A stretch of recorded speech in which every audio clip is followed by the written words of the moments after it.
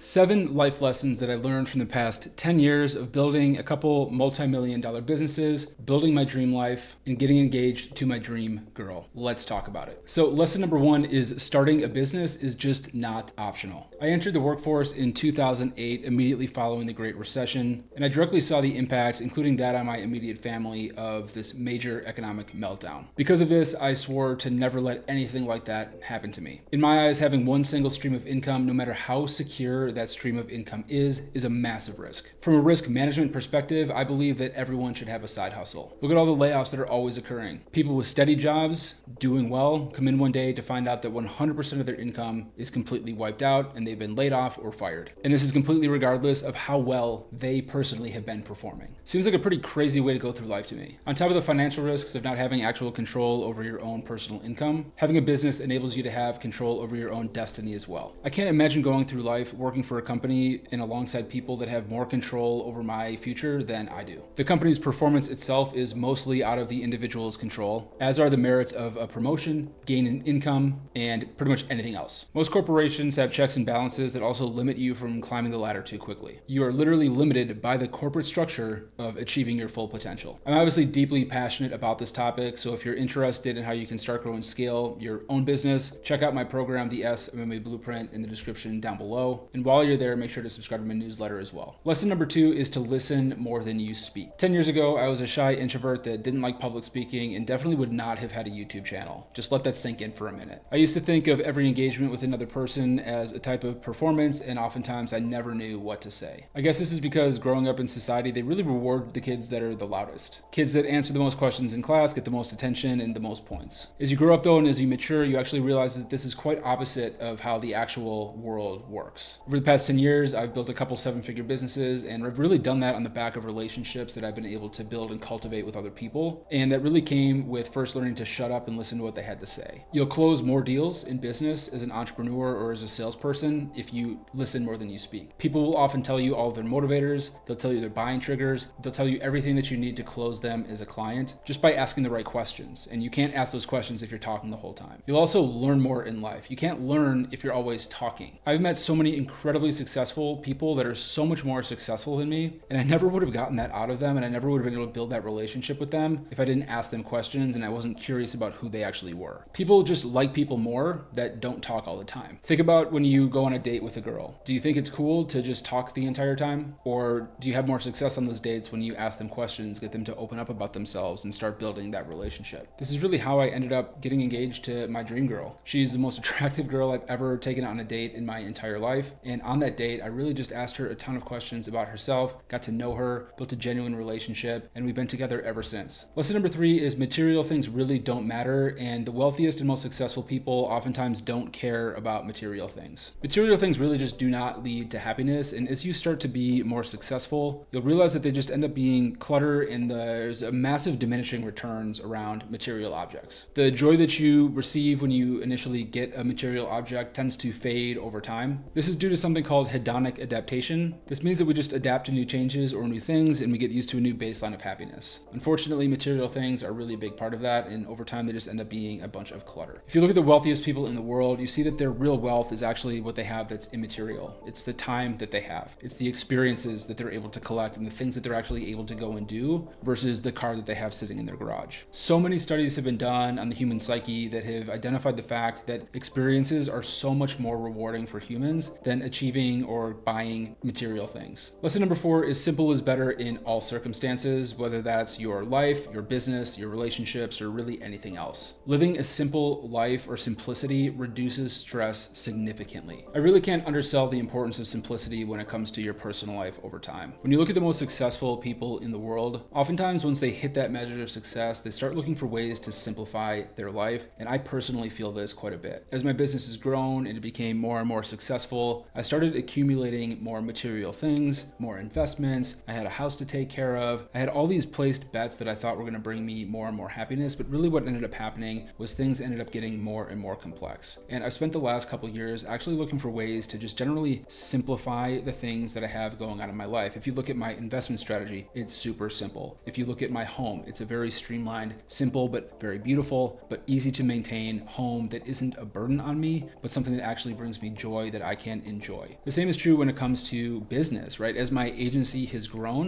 we used to think that the harder our strategies were, or the more complex the strategies and methodologies that we were using for our clients, the better. But what we noticed was that actually the more simple our business was, the more streamlined it was, the more money we actually made with our business. So I would encourage you, whether you're running a business or whether you're just looking for ways to have more joy or more time in your life, see things that you can simplify, like maybe go and clean out your closet, maybe declutter some things, maybe even your folder structure on your computer. And I promise you that that's going to bring you a lot more joy and a lot more simplicity in your mind, which is just going to help you live a much more fulfilling life. Lesson number 5 is to have work ethic, is to have superpowers. Most people in the world don't have basic work ethic. They wait around for motivation, which never comes, because motivation is built off of action. If you want to experience motivation, you must first act. And in order to act, you need to have some work ethic. You need to have some self-started mindset. If you have a basic work ethic and mindset of getting things done, all of a sudden you're going to notice that over time that really starts to compound, and you're going to start pulling further and further away from the pack. Check out my video, How to Get Ahead of 99% of People in 90 Days. I'll link it in the description down below. But that really is a great action plan on how to really just get ahead of people in the most basic of ways. It really doesn't take much, but having that work ethic, having that self-starting mindset is really the secret to all of my success. Nobody gave me permission to start a business. Nobody gave me permission to really do anything in life. It all came down to my work ethic and the mindset of just doing first and thinking later. Lesson number 6 is nutrition is everything, even more important than working out. I wish that I knew earlier in life just how important nutrition, hydration, and these types of things are. And I really wish I knew that they were like so much more important than working out. Don't get me wrong, I'm glad that I've maintained an active lifestyle, but nutrition is really much more important. This is something that I learned from a mentor that I worked with and paid a ton of money to learn from, who's 100 times more successful than I will ever be. But he had an amazing analogy. Life is like a competition in a lot of ways, right? Whether it's the game of business, whether it's just the game of working a corporate 9-to-5 job, you're always competing against other people in this world. It's just the way that our society is set up. And when you think about it, our body is essentially born like a handmade, fully optimized Lamborghini. But most people do not treat it that way. Think about this. Imagine having a fully optimized Lamborghini and you put water in the gas tank. Like, it's not going to fuel for what it's intended for. And it's definitely not going to compete against the fully optimized Lambo that's been fueled with premium racing fuel. Just like the racetrack, life is a race. You're competing against other people in the game of society. If you aren't fueling your body, your Lamborghini, with high performance fuel, like good nutrition, then you're going to be lapped and you're going to be left behind by people that are. How many times at work have you had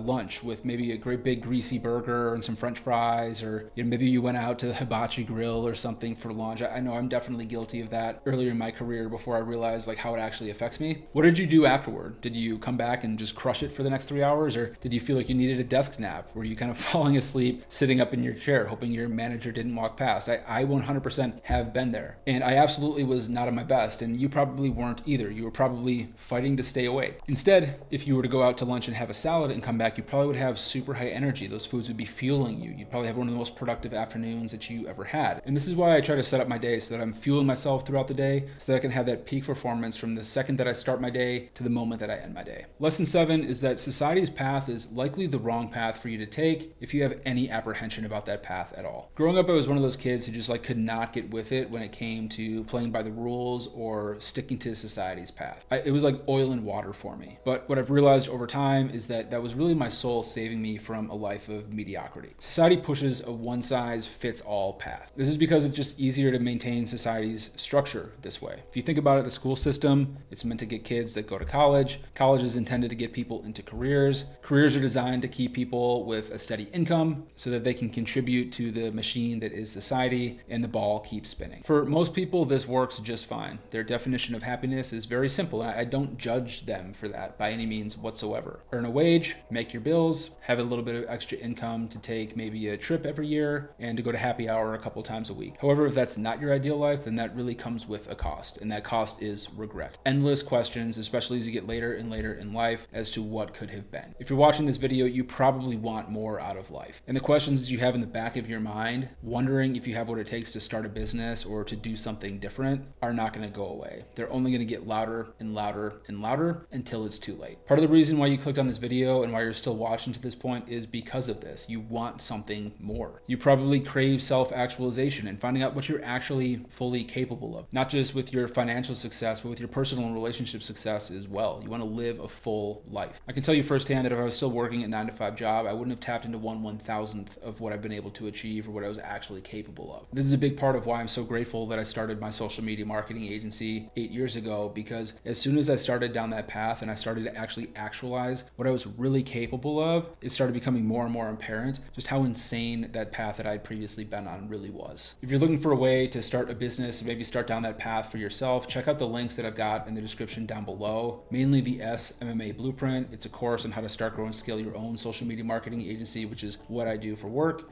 Be sure to check that out. And if you haven't already, subscribe to the channel. A great video to watch next would be this one right here on how to get ahead of 99% of people in the next 90 days. There's a ton of value in that video, and I think that it'd be a great video to watch after this one. Hope to see you around the channel in the future, and thanks for watching. We'll see you in the next video.